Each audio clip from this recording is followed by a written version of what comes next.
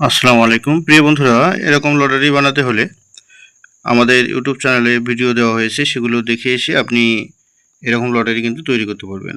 মূলত এই লটারিগুলো খুবই ভালো চলে। বর্তমানে গহনা লটারির ব্যাপক চাহিদা রয়েছে, কিন্তু মাল প্রোডাকশন করে আপনি শেষ করতে পারবেন না। চেষ্টা করবেন এই গহনা লটারির যে আকর্ষণীয় কয়েকটা প্রোডাক্ট অর্থাৎ বাইরে দিবেন।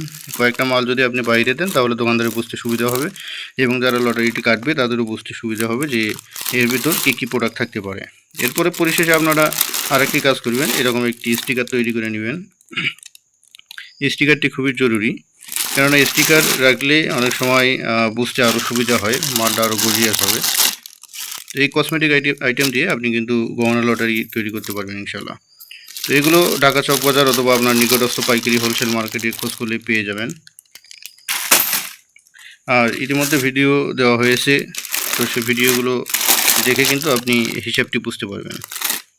তো ধন্যবাদ সবাইকে। আজকের এই অল্প একটু ভিডিও আপনাদের সাথে শেয়ার করলাম এই কারণেই, যাতে আপনাদের মনে করিয়ে দিতে পারি যে ইতিমধ্যে আমরা 15 মিনিটের একটি ভিডিও আপলোড করেছি, সেখানে কিন্তু এ টু জেড সম্পূর্ণ হিসাব সহ আপনাদের জানানো হয়েছে। আপনারা সেই ভিডিওটি দেখে তো শিখে নিতে পারবেন ইনশাআল্লাহ।